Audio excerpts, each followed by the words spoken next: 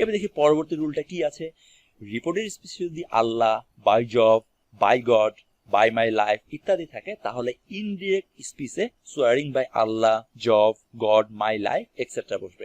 তাহলে Allah, by Jove, by God এগুলো বলতে কি বোঝায়?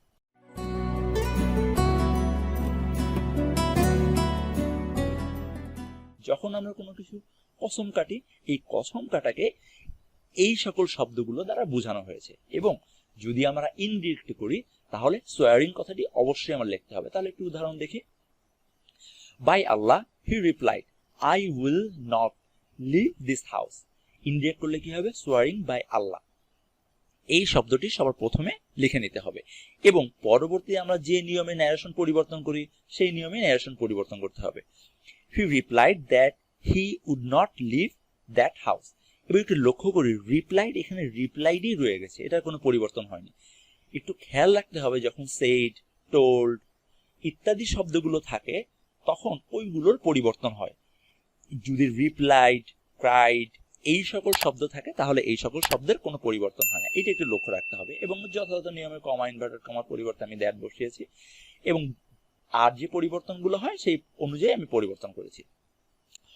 তোমরা কিন্তু একটু লক্ষ্য রাখবে যখনই পরিবর্তন করতে হবে তখনই কিন্তু এই উইল, উডে পরিবর্তন করতে হবে।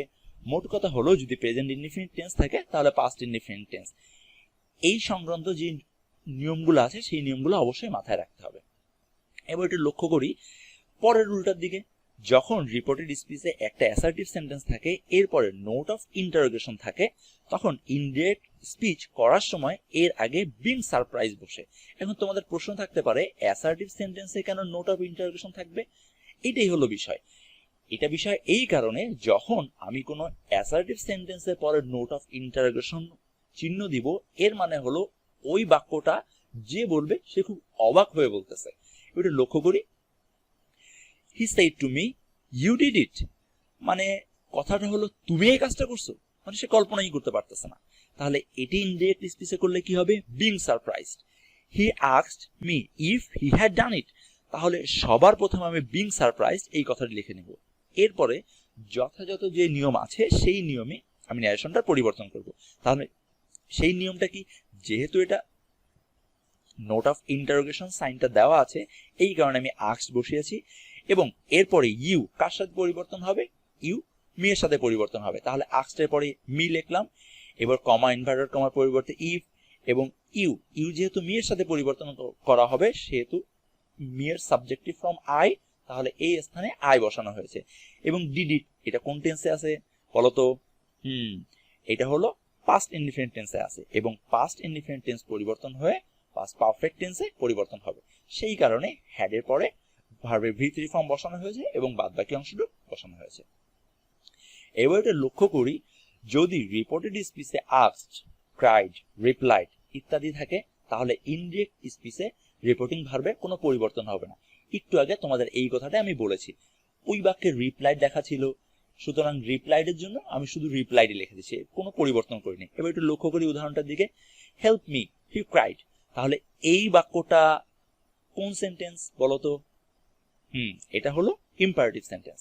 তাহলে এটি যদি ইম্পারেটিভ সেন্টেন্স হয় তাহলে এই রুল অনুযায়ী কি ক্রাইড এই ভার্ব আছে, এই ভার্বে আমি কোনো পরিবর্তন করব না। সুতরাং হি ক্রাইড এটি প্রথমে লিখেছি। কেন আমি এটা প্রথমে লিখলাম? হ্যাঁ, এটা হলো সর্বপ্রথম রুল, যে রুলটা আমি বলেছিলাম যদি রিপোর্টিং ভার্ব সেন্টেন্সের মাঝে বা শেষে থাকে তাহলে এটি প্রথমে বসবে। সেই রুল অনুযায়ী আমি এই রিপোর্টিং ভার্বটি প্রথমে বসিয়েছি এবং যেহেতু এটি ইম্পারেটিভ সেন্টেন্স সেই কারণে আমি টু বসিয়েছি এবং বাদবাকি অংশটুকু আমার যথাযথ ন্যারেশনের নিয়মে পরিবর্তন করেছি। এবার একটু লক্ষ্য করি সবচেয়ে মজার ব্যাপার, এতক্ষণ ধরে যা যা কথা বললাম এবং আমার গত ক্লাসগুলোতে যা যা তোমরা শিখলা সেটা হলো এক নজরে এইখানে দেখবো যে কিভাবে ন্যারেশনটার পরিবর্তন করা যায়। এবার লক্ষ্য করি অ্যাসার্টিভ সেন্টেন্সে যদি সেইড থাকে তাহলে সেইডের পরিবর্তে সেইড বা টোল্ড বসবে এবং কমা, ইনভার্টেড কমার পরিবর্তে দ্যাট বসবে। এখানে একটা লক্ষণীয় বিষয় হলো আমি কিন্তু পাস্ট টেন্স নিয়ে কথা বলেছি, তোমরা কিন্তু কনফিউজ হবে না। যখন পাস্ট টেন্সে থাকবে তখন পাস্ট টেন্সে তোমরা পরিবর্তন করবা, যখন প্রেজেন্ট টেন্সে থাকবে তখন তোমরা প্রেজেন্ট টেন্সে ভার্বটি পরিবর্তন করবা।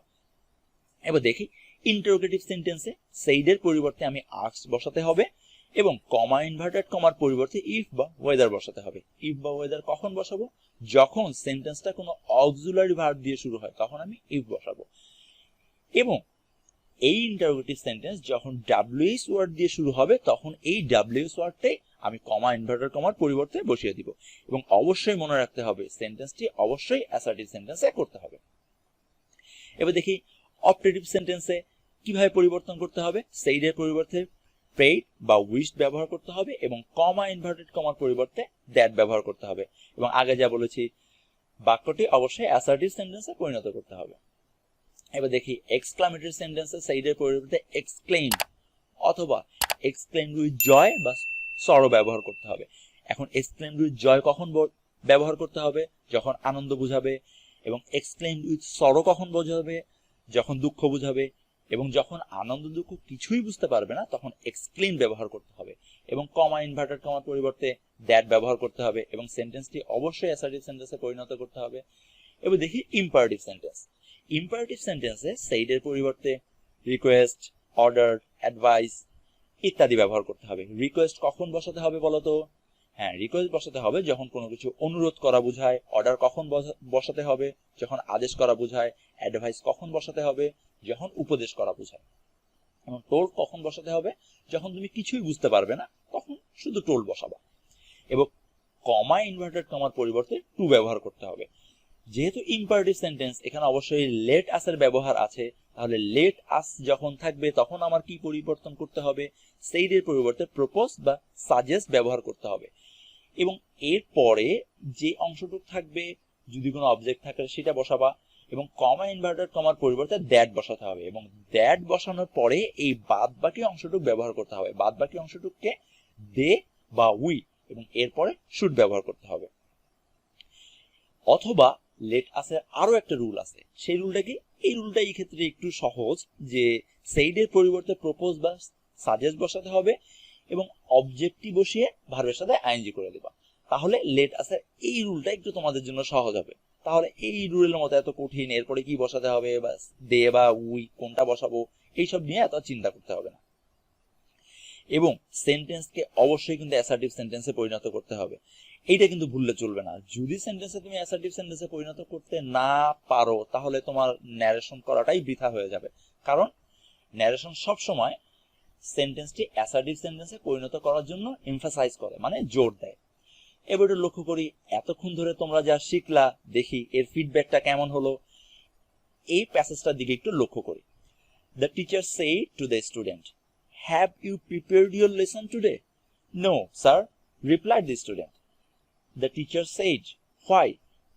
Have you not prepared?" "I was suffering from headache yesterday," replied the student. Passage নারেশনের সর্বপ্রথম যে দিকটার দিকে খেয়াল রাখতে হবে সেই দিকটা হলো কে কথা বলতেছে এবং কার সাথে কথা বলতেছে। তার মানে হলো স্পিকারকে এবং লিসনারকে। তাহলে এই বাক্যে স্পিকার হলো টিচার এবং লিসনার হলো স্টুডেন্ট। এবং আমার অবশ্যই খেয়াল রাখতে হবে যে আমার সেন্টেন্সগুলো কোন সেন্টেন্সে আছে, মানে অ্যাসার্টিভে আছে, ইম্পারেটিভে আছে, অপটেটিভে আছে, না কোন সেন্টেন্সে আছে, সেই অনুযায়ী আমার বাক্যগুলো পরিবর্তন করতে হবে। এবার একটু লক্ষ্য করি যে এটা কিভাবে পরিবর্তন করা যায়। The teacher said to the student, "Have you prepared your lesson?" তাহলে এই বাক্যটি সর্বপ্রথম আমি পরিবর্তন করব কোন নিয়মে? যেহেতু এটা ইন্টারোগেটিভ সেন্টেন্স তাহলে আমি ইন্টারোগেটিভ সেন্টেন্সের নিয়মে পরিবর্তন করব। পরিবর্তন করলে কি হবে? The teacher asked the student if he had prepared his lesson that day. তাহলে আমি এখানে asked কেন বসালাম? ইন্টারোগেটিভ সেন্টেন্সের কারণে। if কেন বসালাম? কমা ইনভার্টেড কমার পরিবর্তে if। এবং ইউ আমার কোথায় চলে যাবে? যেহেতু ইউ সেকেন্ড পারসন, এটি সব সময় অবজেক্টের সাথে পরিবর্তিত হবে। তাহলে অবজেক্টকে দ্য স্টুডেন্ট, সেই কারণে আমি হি বসিয়েছি।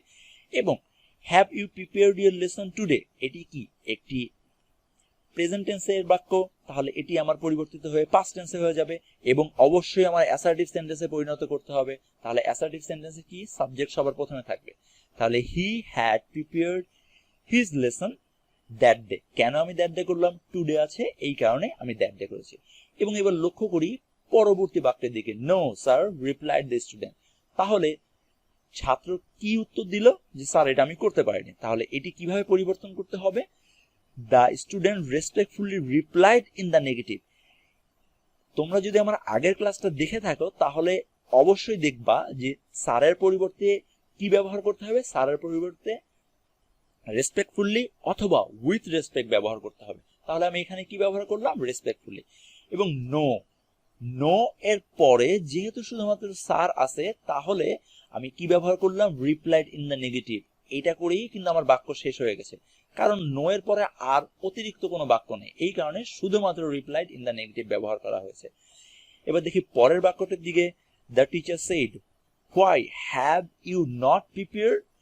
তাহলে এই বাক্যটি কি ইন্টারোগেটিভ, তাহলে আবার সেই যথাযথ নিয়মে ইন্টারোগেটিভে পরিবর্তন। The teacher asked him why he had not prepared. তাহলে এখানে কেন আমি হোয়াই বসিয়েছি, হ্যাঁ যেহেতু ইন্টারোগেটিভ সেন্টেন্সে আমার ডাব্লিউএস ওয়ার্ড আছে, এই কারণে কমা ইনভার্টেড কমার পরিবর্তে আমি ডাব্লিউএস ওয়ার্ড হোয়াই বসিয়েছি এবং আমি পরবর্তী অংশটুকু অ্যাসার্টিভ সেন্টেন্সে পরিণত করেছি। তাহলে ইউ সবার প্রথমে ইউ এর রূপান্তর হয়ে যাবে, তাহলে ইউটাকে, ইউ হলো দ্য স্টুডেন্ট, তাহলে স্টুডেন্টের জন্য আমার এখানে হি হয়ে গেল। এবং এই বাক্যটি কি আছে, have you not prepared, present perfect টেন্সে আছে, তাহলে এই বাক্যটি অবশ্যই আমার পাস্ট পারফেক্ট টেন্সে পরিবর্তন হবে, তাহলে হি হ্যাড নট প্রিপেয়ার্ড। এবার দেখি পরবর্তী যে বাক্যটি, এর দিকে একটু লক্ষ্য করি। I was suffering from headache yesterday, replied the student. তাহলে ছাত্র কি উত্তর দিল, ছাত্র তাহলে বলল যে স্যার আমি গতকাল মাথা ব্যথা ছিল, আমি এটা করতে পারিনি। তাহলে যেহেতু ছাত্র স্যারের সাথে কথা বলতেছে তাহলে সেই ক্ষেত্রে রেসপেক্টফুলি কথাটা ব্যবহার করা সবচেয়ে ভালো। তুমি যদি রেসপেক্টফুলি এই বাক্যে ব্যবহার করতে না চাও, তোমার মনে হতে পারে এখানে তো স্যার নাই, তাহলে কেন আমি রেসপেক্টফুলি ব্যবহার করব। তুমি যদি রেসপেক্টফুলি ব্যবহার করতে না চাও, তবুও রেসপেক্টফুলি ব্যবহার করতে না পারো, কিন্তু এখানে রেসপেক্টফুলি ব্যবহার করা ভালো, যেহেতু তুমি স্যারের সাথে কথা বলতেছো, সে হলো একজন সম্মানীয় ব্যক্তি, তাহলে এই ক্ষেত্রে রেসপেক্টফুলি ব্যবহার করা ভালো। তাহলে কি দেখা যায়, দেখা যায় এটাই যে দ্য স্টুডেন্ট রেসপেক্টফুলি রিপ্লাইড, এবং রিপ্লাইড, আমি রিপ্লাইডের কিন্তু কোনো পরিবর্তন করিনি, রিপ্লাইড যা আছে তাই বসেছে। এবার এই বাক্যটি কি আছে, অ্যাসার্টিভ সেন্টেন্সে, তাহলে অ্যাসার্টিভ সেন্টেন্সে কমা ইনভার্টেড কমার পরিবর্তে দ্যাট বসানো হয়েছে। এবং এই বাক্যটি কোন সেন্টেন্সে আছে, I was suffering from headache yesterday, যেহেতু আমার পাস্ট ইনডিফিনিট টেন্সে আছে তাহলে এই বাক্যটি আমার পরিবর্তিত হয়ে কি হবে, হ্যাঁ এই বাক্যটি আমার পরিবর্তিত হয়ে পাস্ট পারফেক্ট টেন্সে হবে। তাহলে কি পরিবর্তন হলো, he had been suffering from headache the previous day. তাহলে হ্যাড বিন সাফারিং এটি কি পাস্ট পারফেক্ট টেন্সের স্ট্রাকচার অনুযায়ী বসেছে। এবং দ্য প্রিভিয়াস ডে, কেন প্রিভিয়াস ডে বসলো, ইয়েস্টারডের কারণে দ্য প্রিভিয়াস ডে বসেছে। আশা করি তোমরা আলোচনা বুঝতে পেরেছো এবং প্যাসেজ ন্যারেশন সম্পর্কিত তোমাদের যে কঠিন ধারণা ছিল, আশা করি সেই ধারণাটাও সহজ হয়ে গেছে।